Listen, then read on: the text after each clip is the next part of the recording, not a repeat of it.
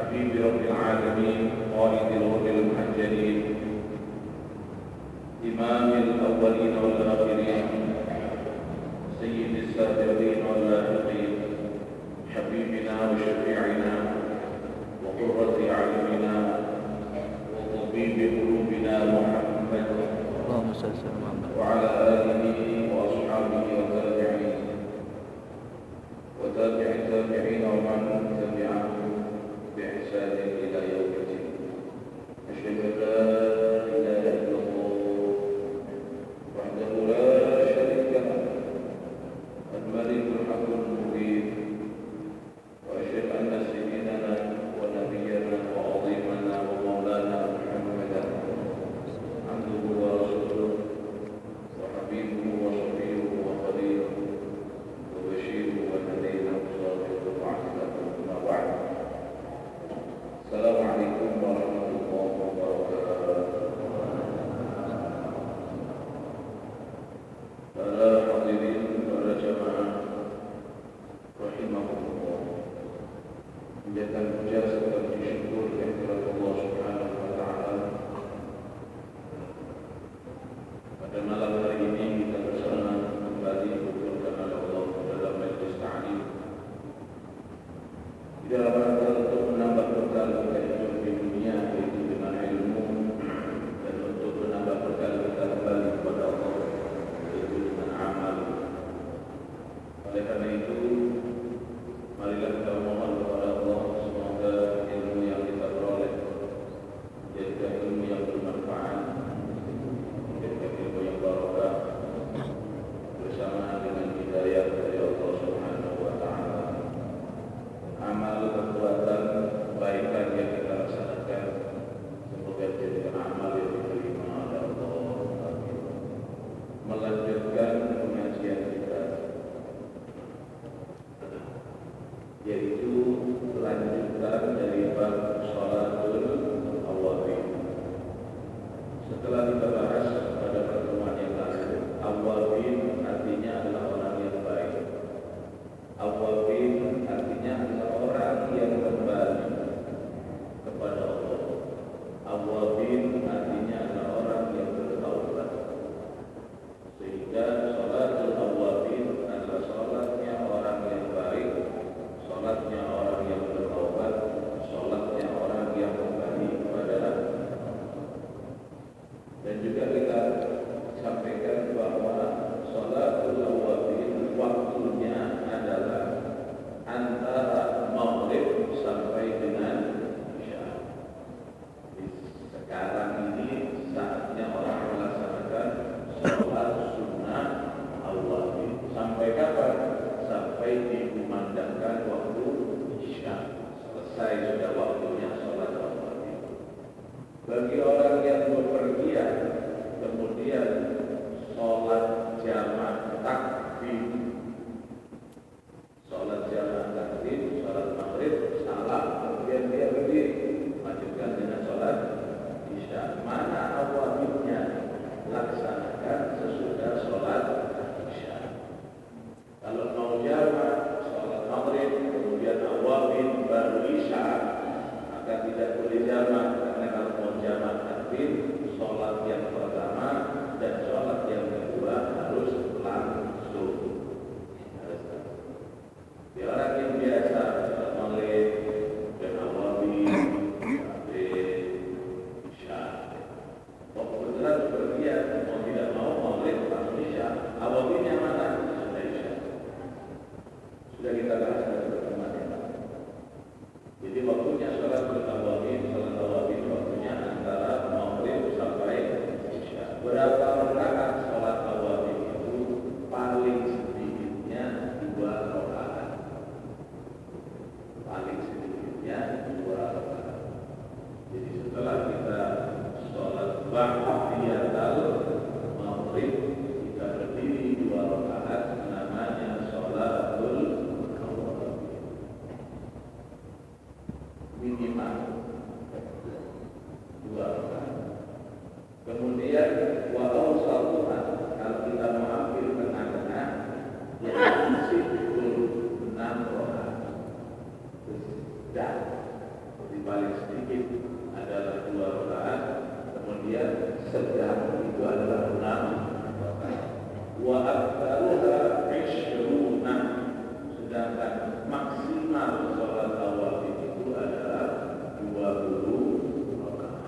sama dengan sholat tarawih.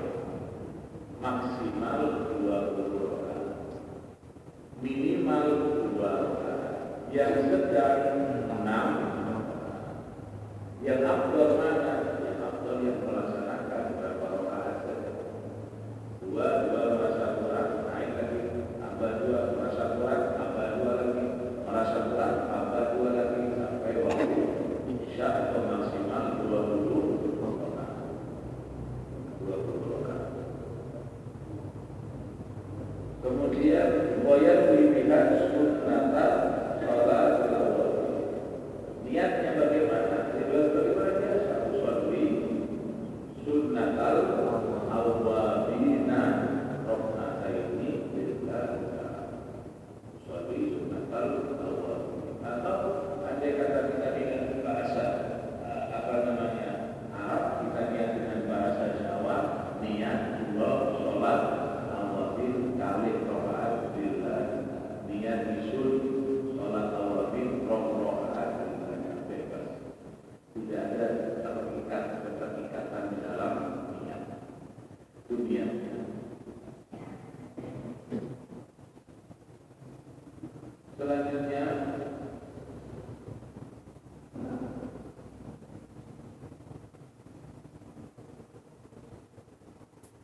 fikruha ba'dal faraghi min adharil maghrib. Dan yang lebih utama melaksanakan sholat awwabin ini setelah menyelesaikan wirid sesudah sholat maghrib. Jadi kita jangan terburu-buru melaksanakan sholat awwabin kemudian meninggalkan wirid yang biasa. Sampai Nabi Sallam karena ingin melaksanakan awwabin langsung mundur, langsung awwabin tanpa membaca azkar atau aurat, wirid atau zikir yang biasa. Tidak.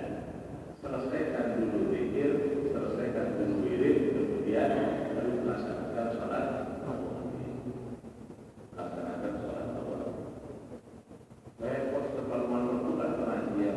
Ya, malam kan bukan hanya Rabu. Ada Kamis, Jumat, Sabtu, Ahad, Senin, dan Selasa. Saya maunya hanya Rabu, maunya ada sholat. Jadi diselesaikan awal, kemudian sholat awal. Setelah melaksanakan sholat ba'diyatul maghrib 2 rakaat, berhenti lagi awwabin 2 rakaat. Waktu yang sangat singkat. Kalau pengajian insyaallah perlu mulai pengajian.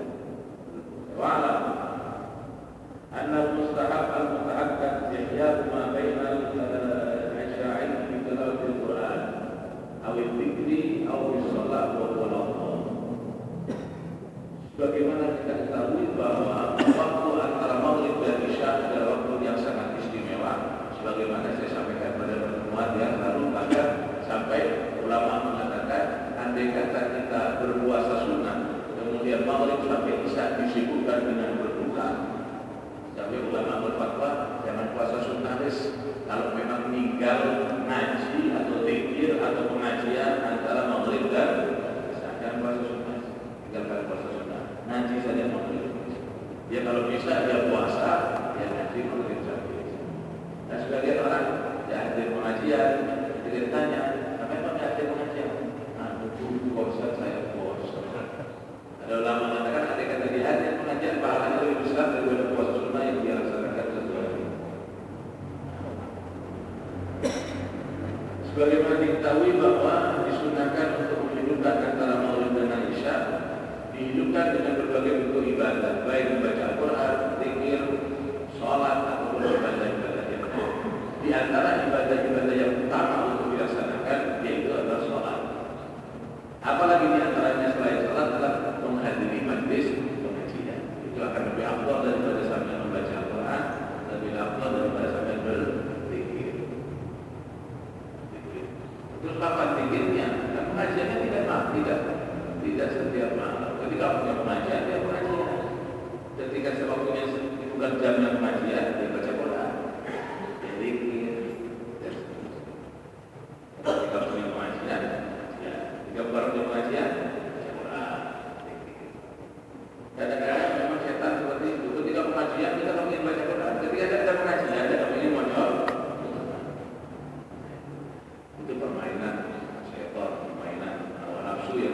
membelokkan kita dari ibadah yang semestinya kita laksanakan. Waqad warada man habba an yaqallallahu alaihi imanahu wa yusalli rak'atayn ba'da sunnatil maghrib yaqra fi kulli rak'atin fatihatal kitab wa qul huwallahu ahad kamarat wal mu'awwidhatain marrah. Dikatakan dalam sebuah riwayat barang siapa yang ingin dijaga oleh Allah, barang siapa yang ingin dipelihara oleh Allah apanya, imannya, apabila ingin imannya dipelihara oleh Allah, imannya dijaga oleh Allah, itu karena banyak orang yang menggadaikan imannya dengan harta dan yang lain-lain, maka kata Nabi, sholatlah 2 rakaat ba'da sunnatil maghrib. Sholatlah 2 rakaat sesudah sholat sunnah ba'diyatal maghrib. Habis sholat sunnah ba'diyatal maghrib, sholat 2 rakaat. Baca apa? Fi kulli rakaat, setiap rakaat setelah membaca Fatihah, baca qul huwallahu ahad setelahnya 6 kali, kemudian qul a'udzu birabbil falaq 1 kali, qul a'udzu birabbin nas. Jadi kalau mau ini lanjutan. Jadi kalau mau sholatlah sholat tarawih. Bacaannya apa? Bebas. Cuman kalau mau bacaannya membaca surat Al-Ikhlas atau Qul 6 kali, kemudian Al-Falaq 1 kali, An-Nas 1 kali. Rakaat pertama. Rakaat kedua sama, Al-Ikhlas 6 kali, Al-Falaq 1 kali, An-Nas 1 kali. Kalau tidak mau gimana? Ya surat apa saja yang sampai mau. Saya mau berhubung sama berhubung, tidak berhubung sama berhubung. Yang penting melaksanakan sholat. Faidah salama rofa ayataini. Ini kalau mau lagi ya, kalau mau lagi. Artinya ketentuan ini jangan sampai menjadi penghalang kita untuk melaksanakan sholat tarawih. Nah ini kalau mau sudah penawaran. Jangan mau kumpul, pengen menang. Alam kayak itu sudah yang salah. Jadi ini penawaran untuk menambah kebaikan, bukan penawaran untuk menggagalkan kebaikan. Penawaran kalau mau, kalau mau 6 turbu, Al-Falaq 1, An-Nas 1 di rakaat pertama, demikian pula di rakaat kedua kalau mau. Kalau tidak mau, bahwa itu sudah kullu saja. Atau pertama kuliah al-kafirun, yang kedua dan apa lukat kuliah al-kafirun, apa yang apa? Kullu kafir. Hanya penawaran untuk menambah, untuk menggagalkan. Kemudian penawaran lagi kalau mau sesudah sholat membaca doa Allahumma inni astaghfiruka imani fi hayati wa inda mamati wa ba'da mamati faqadhu alayya innaka ala kulli syai'in. Kalau mau baca doa ini, Allahumma ya Allah, ini sesungguhnya saya astaghfiruka, menitipkan, sesungguhnya saya titipkan kepada Engkau ya Allah. Apa yang dititipkan kepada Allah? Imani, keimanan saya. Dititipkan untuk apa? Fi hayati, untuk kehidupan saya. Wa inda mamati, dan saya titipkan iman ini untuk keperluan saya ketika saya wafat. Dan saya titipkan iman saya ini untuk akan saya ambil kembali nanti ketika sesudah wafat. Ya, artinya minta menjaga. Saya titipkan kepada Engkau ya Allah. Jagalah iman saya untuk kehidupan saya. Jagalah iman saya untuk kematian saya.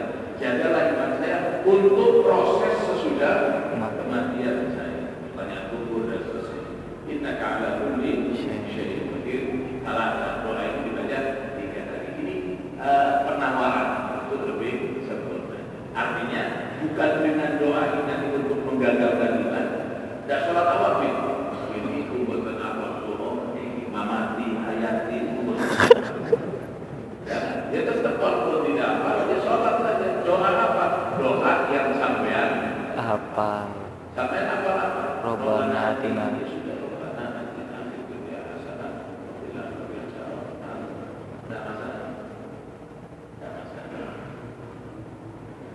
Kalau di hadil hayawan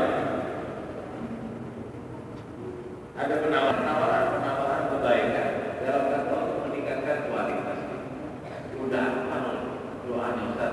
Ya ditulis. Gak bisa nulis, ya nanti dituliskan. Siapa yang butuh kita jujur saja. Kalau itu meragukan, kalau itu dilempit sama-sama ditaruh. Emang untuk kopi ini kan di sini. Jadi biar lebih semangat ketika membutuhkan sesuatu. Tulis. Tidak bisa nulis, jadi tuliskan nanti siapa yang butuh. Seperti saya, kalau memang butuh obat kan dokter.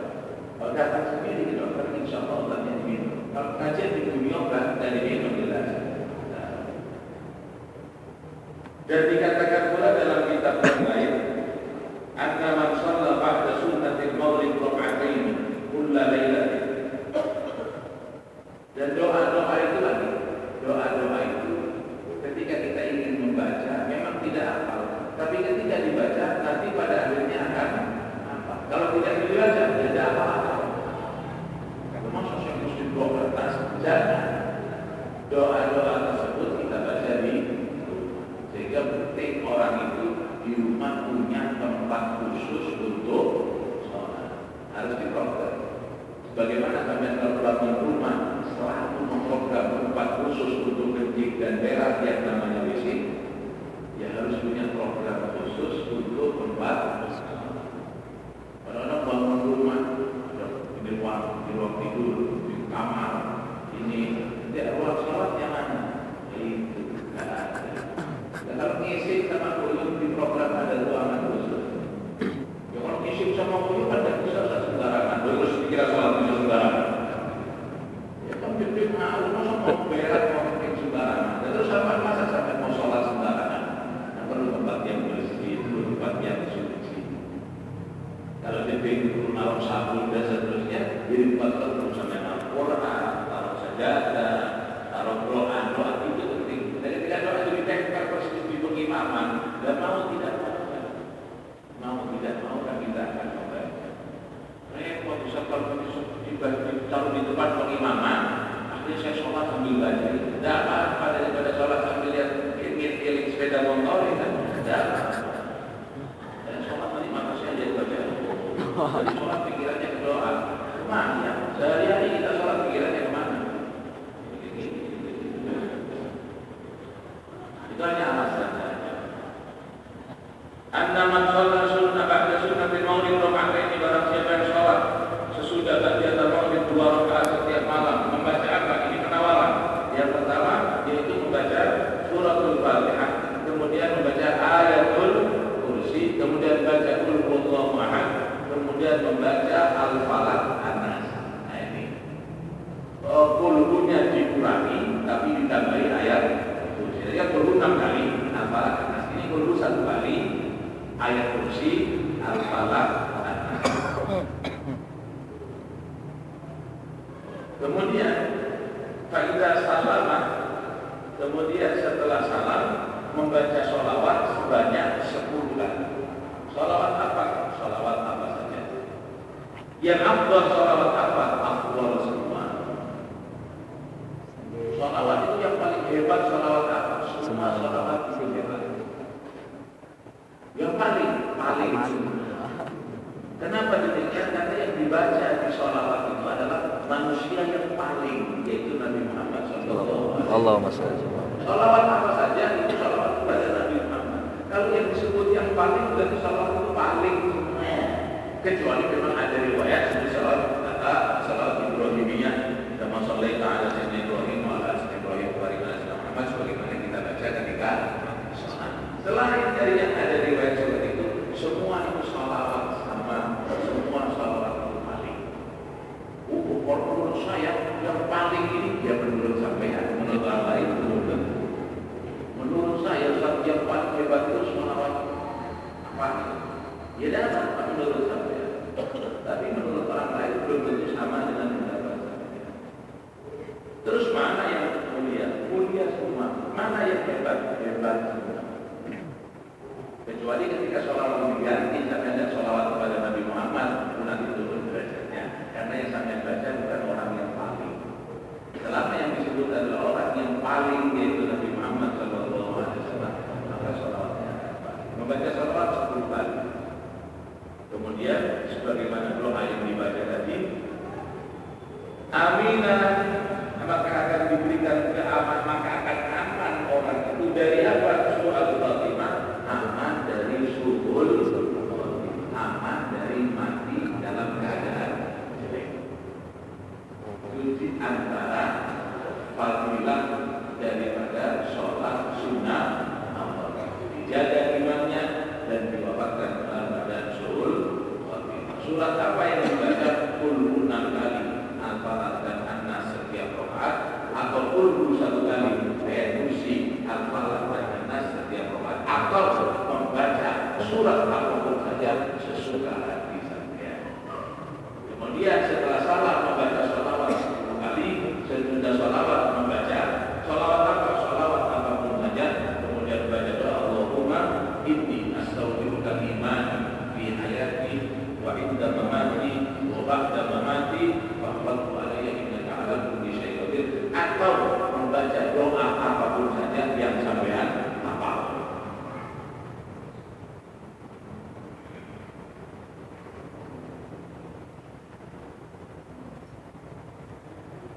وروي عن عبد الله بن عمر رضي الله تعالى عنهما انه قال، diriwayatkan dari sahabat Abdullah bin Umar radhiyallahu taala anhuma, Abdullah bin Umar itu putra daripada Sayyidina Umar bin Khattab radhiyallahu taala anhu, putra daripada Sayyidina Umar.